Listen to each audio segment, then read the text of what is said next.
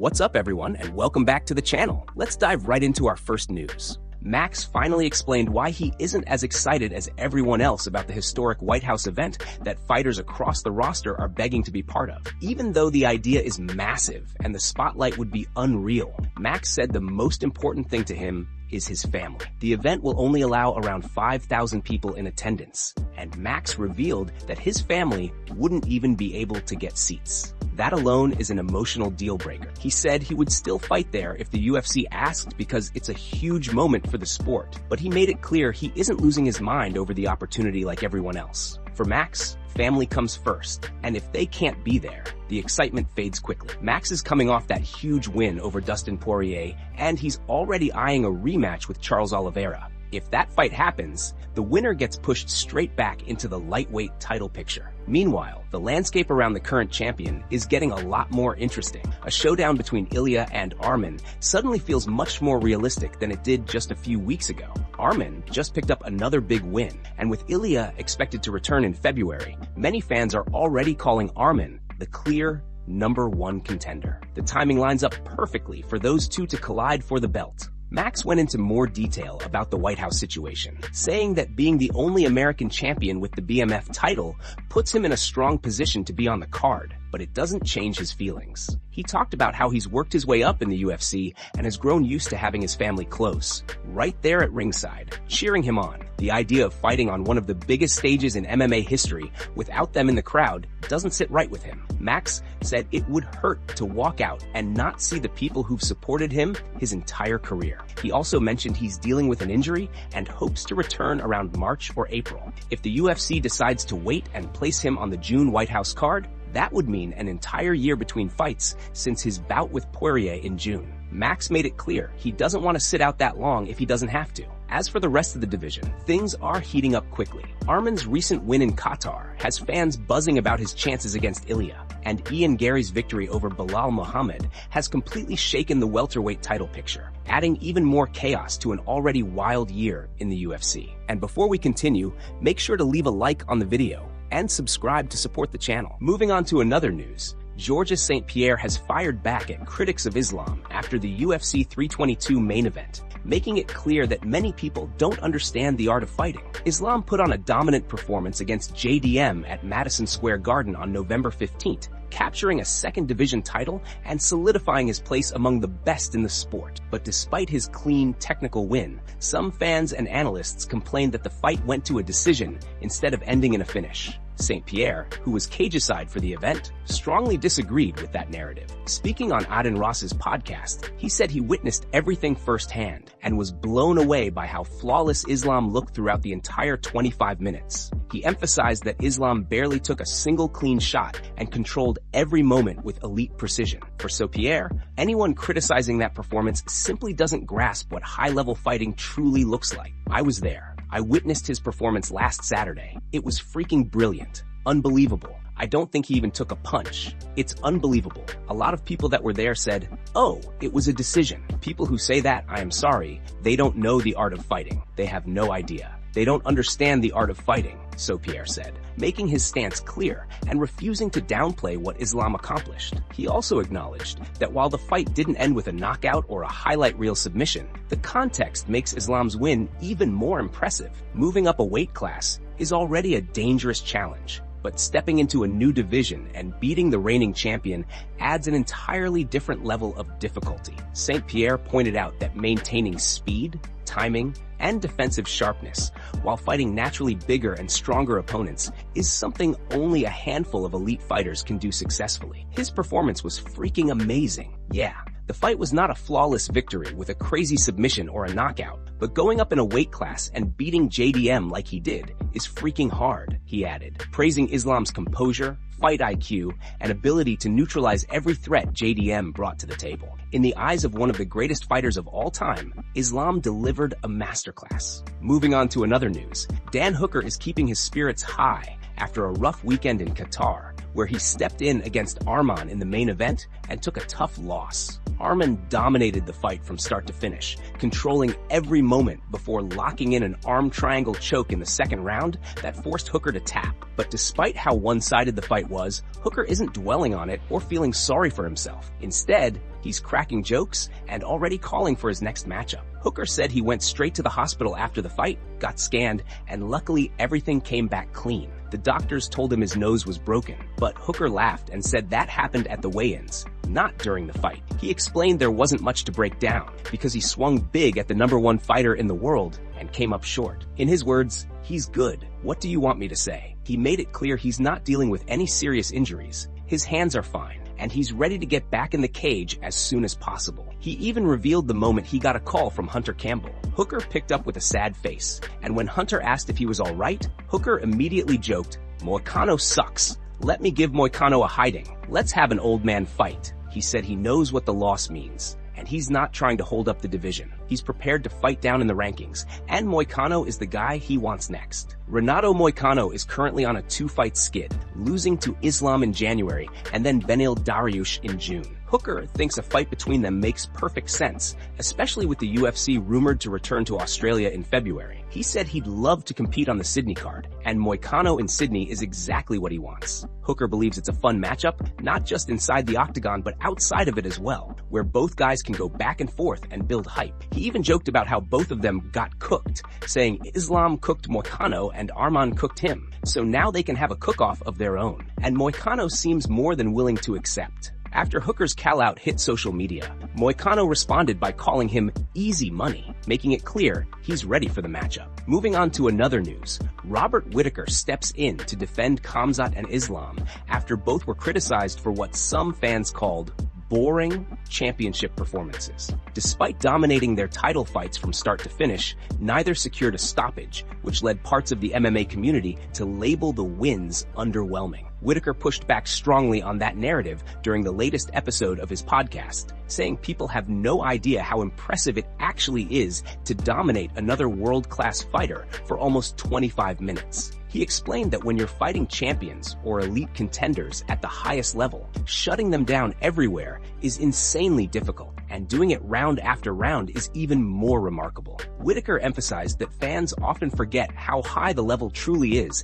and how rare that kind of control can be. He noted that holding someone down at championship level, especially the champion, is something you almost never see. If a fighter goes in the way Khamzat and Islam did and controls the champion for 20 or more minutes, it's incredibly rare in UFC history. Whittaker said it's wild to witness, and that we're currently in a bubble period of high-level grappling. He added that watching those fights is like watching a tutorial, pointing out how many small, technical details are on display. He also laughed at fans who question how such grappling would work in a real fight. He joked that if you're in a street fight and someone hops on top of you and holds you down for 25 minutes, then you've already lost, no matter how you look at it. As for what comes next, Khamzat is expected to return sometime after April 2026 in a massive middleweight showdown with Nasruddin Imavov. Meanwhile, Islam, now the first Russian 2-division champion, is waiting on his next move. His options include Ilia or one of the top welterweight contenders such as Ian Gary or Kamaru Usman, depending on how the division unfolds. Whittaker acknowledged that whatever direction things take, the skill level at the top continues to rise, and performances like these should be appreciated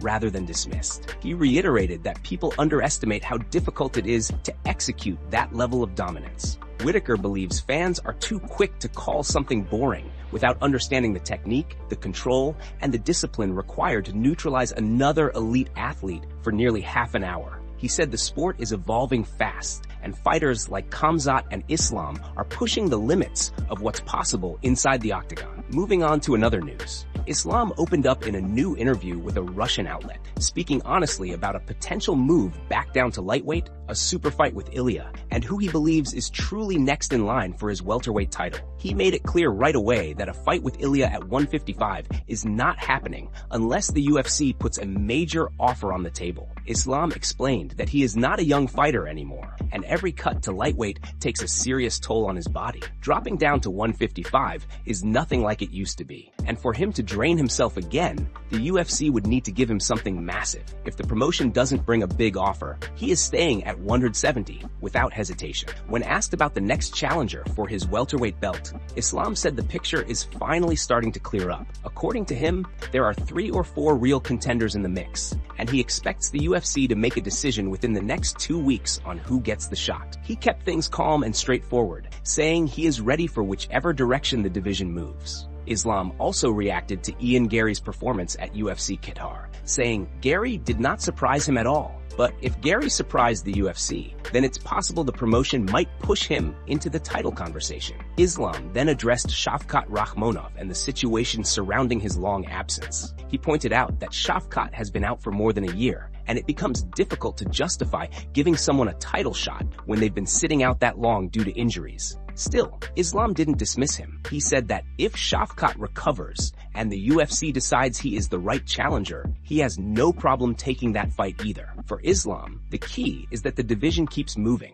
and he wants the next contender to be someone who has earned the moment and is ready to show up healthy. Throughout the interview, Islam stayed firm about his priorities. He isn't chasing unnecessary weight cuts or super fights unless they come with real incentive. He knows what his body can handle, and he understands the responsibility of defending a championship at the highest level. With the welterweight division heating up and several contenders pushing for their shot, Islam made it clear he is prepared for anyone the UFC chooses, whether it's Gary, Shavkat, or another top name. Moving on to another news. Jon Jones has reacted after footage surfaced of him being taken down during a playful exchange with UFC middleweight champion Khamzat. What began as a friendly meetup in Chechnya quickly turned into a moment the MMA world couldn't stop talking about. Jones, the former UFC heavyweight champion, has formed an unexpected friendship with Khamzat after spending time in his homeland. He was invited by Ramzan Kadyrov to celebrate the 18th birthday of Kadyrov's son, as Jones prepares to sign a major ambassador deal in Russia.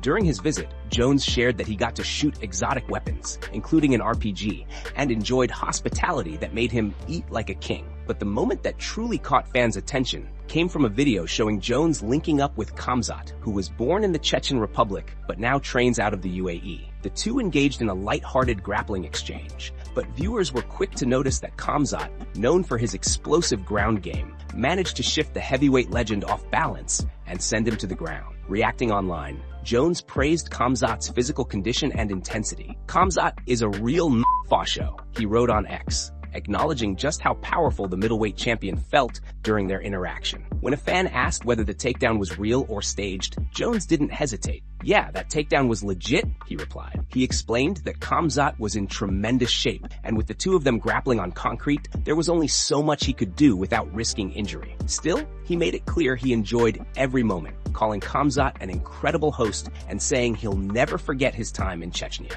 Jones went on to share that after their meetup, they sat down for an amazing dinner together. He described Khamzat as humble, focused, and fiercely driven. What impressed him most was hearing Khamzat announce that after dinner, he needed to drive 4 hours back into the mountains just to train. That level of discipline clearly left a mark on Jones. When responding to another fan, Jones added one final note that instantly stirred hype in the MMA world. He hinted that Ian Gary might be in trouble, a subtle nod to Khamzat's condition, mindset, and the intensity he brings every time he steps into a fight. Moving on to another news, Khamzat stole all the headlines after his heated run-in with Ian Gary at the Fighter Hotel during UFC Qatar week. What first looked like a light, friendly moment quickly escalated into a real altercation within seconds. Ian walked up to Khamzat from behind and grabbed him in what seemed like a playful greeting, but the touch was far more physical than it needed to be. The undefeated Chechen didn't like it at all. As Ian started walking away, Khamzat slapped him on the back, also in a friendly but clearly aggressive way. Ian turned around immediately. The two exchanged words, and Khamzat pushed him while telling him he would mess him up. Security rushed in right away and separated them before things could escalate even further.